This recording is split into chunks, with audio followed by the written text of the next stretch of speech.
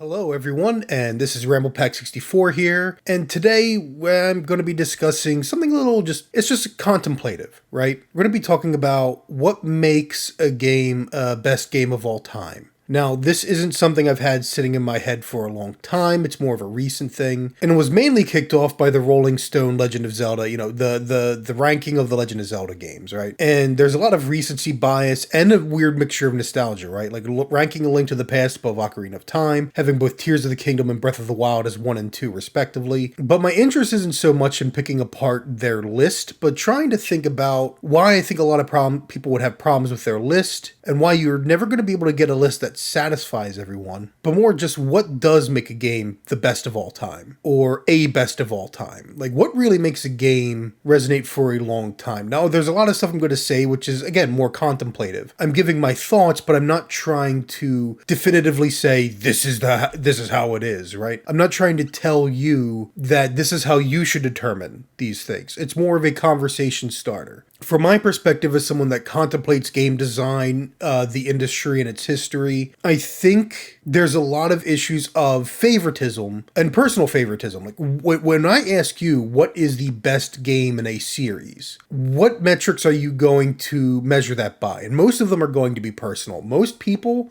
are going to look at where that game stood for them personally in that moment in time. They're going to look back on how they felt, and then every subsequent game in that series, how did those games make them feel afterwards? So for a lot of people, A Link to the Past will be to them like the best Zelda game, because Zelda's never been able to capture to them what was mastered in that 2D iteration. Meanwhile, for a lot of people, Ocarina of Time was such a big explosion, like just so landmark for them in their lives, that every 3D iteration after has never been able to measure up the same. And then you end up having younger audiences where their first game might be Breath of the Wild, right? Or they might have come in with Skyward Sword or Wind Waker or Twilight Princess. But this is even true of games that are, other than Zelda. Like, any kind of a franchise, you'll run into this.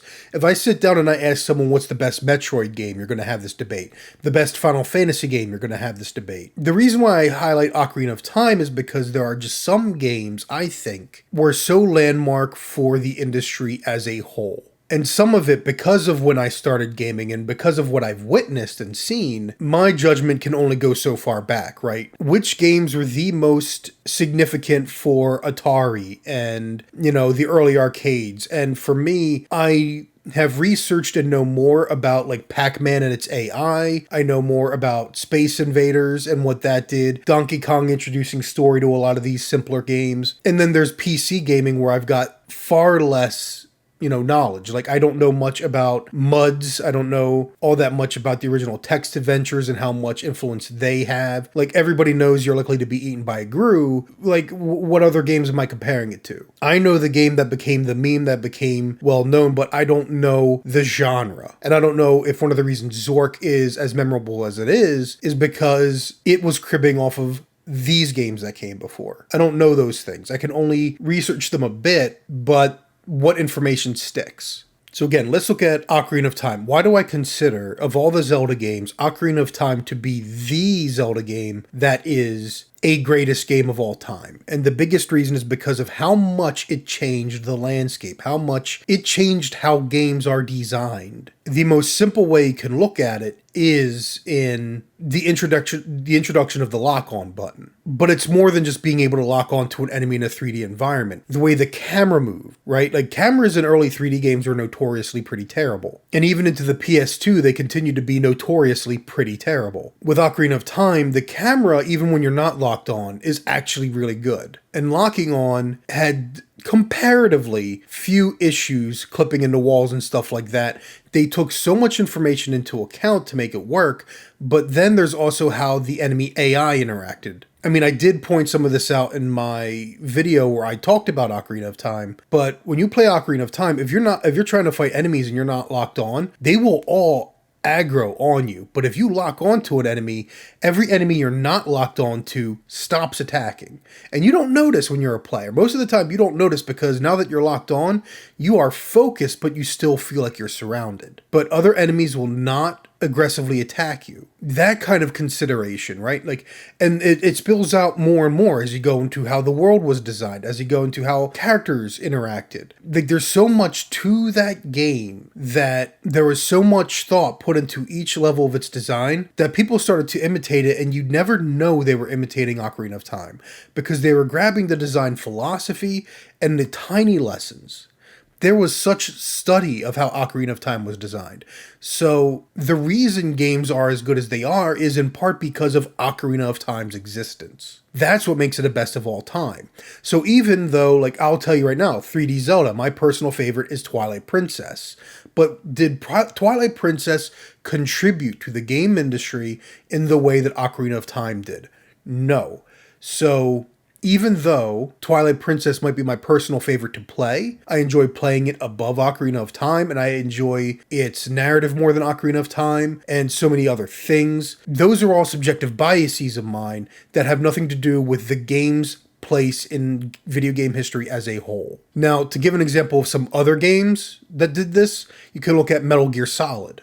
Right, Metal Gear Solid released, I think, the same year. I think they were both 1998 on the original PlayStation. And Metal Gear Solid was two things. One, how you design a stealth game. And also just the interactions in the environment, right? Like leaving footsteps behind and the enemy AI reacting to that. Seeing your breath. Cigarettes, like smoking a cigarette, having the red light show up, right? And then even the cinematic nature. Like, cinematics existed in games. I mean, before Metal Gear Solid released, Final Fantasy VII released, right? And then you also had PC games like the Command and Conquer series where they would hire actors to come in and do these live action things. Cinematics were never necessarily new, but Metal Gear Solid took it to a new level where the quality of the voice acting, the quality of the writing, the music, the characters and how they interacted, like everything about Metal Gear Solid's story felt more cinematic than anything that had come before. At least in the, big mainstream successful realm. So Metal Gear Solid also forever changed how video games are made. Both of these games, 1998, and this is one of the reasons people look back on 1998 as a landmark year. So many games released that ended up or maybe watershed, you could call it. Just so many things that the industry changed after 90. Half-Life is another one. Half-Life completely changed the nature of the first-person shooter. Because Doom, before that, Doom is one of these landmark games. Because even though Wolfenstein 3D had already existed, and there are first-person maze games and stuff, Doom completely changed how people were designing games on PC. And also just the 3D technology provided. Like that on a far more technological level than either Ocarina of Time or Metal Gear Solid. But still, these games contributed so much in the way they designed that it was beyond visionary, right? They really took what made a 3D game, Ocarina of Time and Metal Gear Solid, I mean. And it's almost like they opened the doors to what was possible. Grand Theft Auto 3 was another one. You didn't have open worlds, and that's the thing, they didn't call it open world at the time. It was a sandbox game.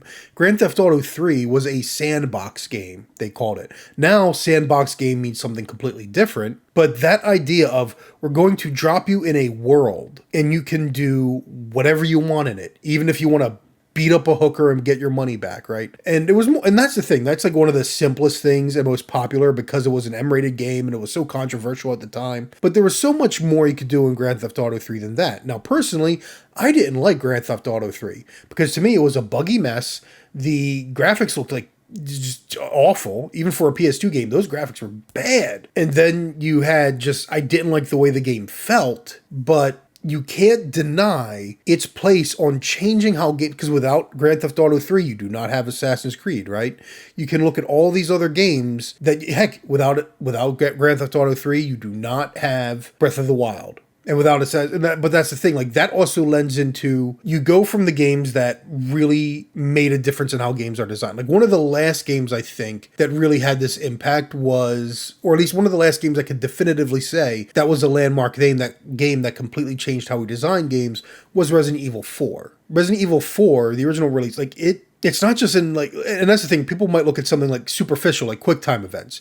Resident Evil 4 popularizes QuickTime events. Technically, you could see them in games like Dragon's Lair way earlier, but those weren't the same thing. Like that was the gameplay back then. Resident Evil 4, it's mixed in to try and, all right, we're going to make cinematics more engaging and interactive so people aren't falling asleep at the controller. And instead you have something that people started to loathe and hate. But regardless of that, there's other elements in how the combat was designed that without Resident Evil 4, you don't have Gears of War. And it's funny because most people probably wouldn't connect the two, or they wouldn't see how the two are that closely related. But so many developers after Resident Evil 4 were trying to capture what Resident Evil 4 did in its world design, its how you interacted with it, and the combat, and just what was capable in a third-person game, and that over-the-shoulder third-person camera. So much changed after Resident Evil 4. But after Resident Evil 4, I feel like we start to get into an age of refinement. So you can look at a game like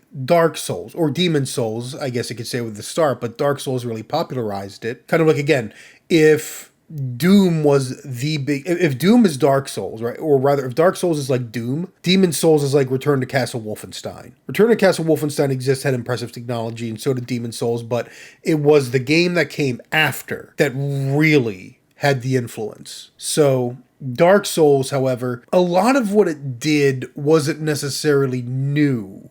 Like a lot of the stuff, like again, Ocarina of Time did. And you could argue maybe even Resident Evil 4 fits more into the refinement despite how much it changed. But Ocarina of Time, Metal Gear Solid, like these things introduced so many new things that had never before been seen. Whereas Dark Souls refined a lot of prior ideas. I mean, you could even look at it as, let's take the roguelike, which is an old genre, and was a genre that continued to be popular in Japan. Let's take the roguelike, let's take the Western RPG, let's take the action RPG combat, like, let's take all of these elements and refine them into something new, but not so new that it changed thinking about game design, because in some ways, Dark Souls is also, I mean, when people played Dark Souls, a lot of their first reaction was, oh, finally, games are difficult again, right? Like Ghosts and Goblins. You could go back to that. That's one of those old, really challenging games. Original Mega Man games are quite challenging. Like, games used to be difficult, and at some point, especially during the, like before the Xbox 360 era, I mean, you can even argue Nintendo were the ones that made games easier and easier, right? Just to make sure more and more people could play them and complete them. The original Ninja Gaiden games versus Ninja Gaiden on Xbox. Dark Souls, like a lot of people felt like Dark Souls was a return to that. So in regards to the history, even though it has inspired how games are designed forward onward, is it landmark? But at the same time, maybe it's too recent to know, because we're only now also getting games. I mean, Lies of P is one of the first games where it's like someone took those ideas and did it as well on their own. But does it also evolve what From Software started? And I think this is where things are going to get muddy, and you can't really say yet. Again, recency bias, right? We can't say for sure how these things are going to impact, but even, and that's the thing, like people have pointed out, like even something like Elden Ring and even Breath of the Wild, like technically both of them, what they mostly do is take away UI elements and other conventions that were established by Assassin's Creed and Ubisoft in an open world, and they've still followed a lot of that formula. Because Grand Theft Auto 3, again, was the sandbox. Assassin's Creed is the first one I can think of, but maybe it wasn't the first. But Assassin's Creed is the first open world game I can think of where it made a formula, a template of the open world, where you had, here are your activities. They are your repeated activities that we use to populate what you can do in this world and create gameplay loops. And that's what's developed the open world formula across the entire industry. But then you sit down and you play Elden Ring, and what do you got? You got the catacombs, you got the mines, you got these, and trust me, I'm going to talk about a lot of this hopefully in a 2025 video, but there's so much that it does that is like other open world games, and Breath of the Wild's the same way. You have all the shrines, you have the Korok seeds, you have all of these activities that are repeated across the open world so you can have those gameplay loops. So are these games really landmark titles, or are they refinements? Was Assassin's Creed a refinement into from a sandbox to the open world genre as we know it? And are Breath of the Wild and Elden Ring then further refinements to make these open world environments more engaging to the player in their own different ways? In regards to Elden Ring, is it also by combining those traditional linear areas the legacy dungeons, they call them, and throwing them into that open world? Or is that just something other open worlds were already doing? And even then, you could still look at all of how these games are designed, like even Elden Ring especially. Is it just taking that overworld in Ocarina of Time, expanding it and making it more interesting? Because in Ocarina of Time, you had your overworld that then linked into the different sectors and then your dungeon. And this is, again, contemplative. I'm not trying to convince anyone of things, but I am trying to get more of a conversation started. Because you look at something like Tears of the... Like, if Rolling Stone is ranking Tears of the Kingdom #1, that is purely recency bias. And again, like, just reading through it, that Triforce Heroes is something, and I know how a lot of people will feel. Triforce Heroes being at the very bottom, and you could tell that the guy they have an idea of what Zelda ought to be, and Triforce Heroes isn't that, but it's like, does that make it that bad of a game, right? And honestly, and here's where I'm biased, because I loved playing Triforce Heroes with my friends. I would have loved to see a game on Switch expand that kind of a thing, but even that's beside the point. It's, you see the recency bias, but that's how most people are, right? If I ask you, what's the best Halo game? Is it going to be the game that contributed most to the industry, or is it going to be the game that contributed most to your life? Where you and your buddies sat down and that's the game you played for hours and hours and hours. You have all these memories of it. The experience was so great and you were never able to get that back.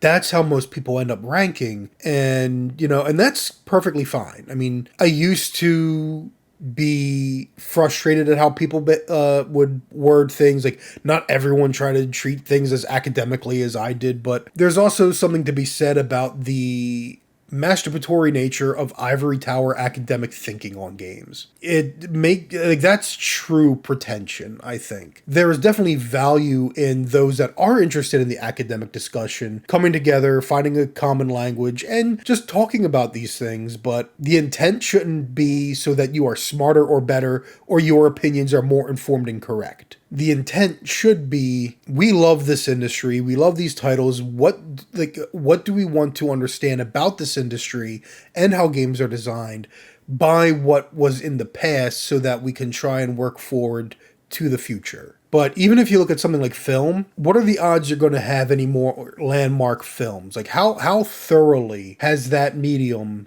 been done? If you look back, like even on Star Wars is more of a refinement in film, right? It's not a landmark film, but it did have an influence. It didn't change how films are filmed. It didn't change cinematography much. It didn't change, but it did change the nature of special effects, I think. But it also changed, especially in the 70s, which were a depressing time where people wanted just something that felt good. It changed the nature of the blockbuster. It changed the audience-pleasing nature of film. And it changed just, you don't have to have a complex story. You can have something that's just fulfilling to the audience. But even then, again, like Dark Souls, there was something as well for Star Wars that was finding that thing that you once lost when you were younger. I think I want to make sure that's also clear too. Just because something is a refinement doesn't mean it can't be influential, nor does it mean it is less important on the timeline of milestones in the video game history. I don't want to make it sound like Dark Souls is somehow less than Ocarina of Time, even though Miyazaki himself has claimed Ocarina of Time was a major influence kind of a thing. But I just want to get that sort of discussion going and see what people think. So for you, like, what do you think when it comes to landmark games? Like, what kind of game do you think on and say, hey, I think this made this massive impact? What do you think are like refinement games now? And that's the thing, like Hollow Knight.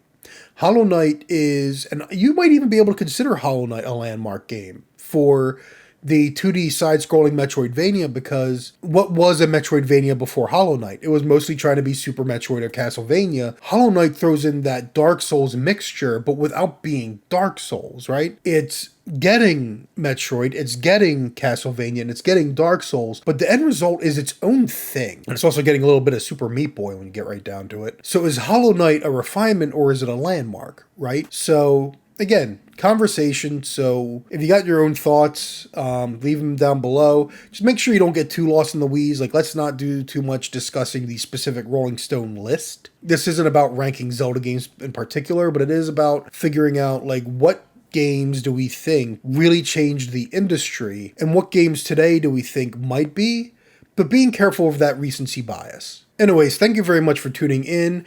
Production has begun on a Minish Cap, Legend of Zelda Minish Cap. Yeah, speaking of which, Legend of Zelda Minish Cap video. I do have a lot of plans. I'm trying to sort them out. As I said, Elden Ring video sometime in 2025 because I need a lot more time to prepare that one. I'm hoping to do an Echoes of Wisdom video to follow up Minish Cap, but I need to finish the game first. Logging a lot of hours in Space Marine 2, so I definitely plan on making a video about that. That is a great game, but when will that release? I don't know. I'm hoping Minish Cap is October, but can Echoes of Wisdom be November? Can Space Marine 2 be November or December? I don't know. And of course, I started Final Fantasy 16, but with everything going on, it's been kind of stalled. But I definitely think that there's a video there for that. But I want to play that game twice first. So I'm doing my best though. Like I'm doing my best not to get lost in the weeds. Like I'm trying not to get lost in negative feelings, negative garbage. I'm trying to make sure it's like, all right, let's get on track. Let's make these videos. So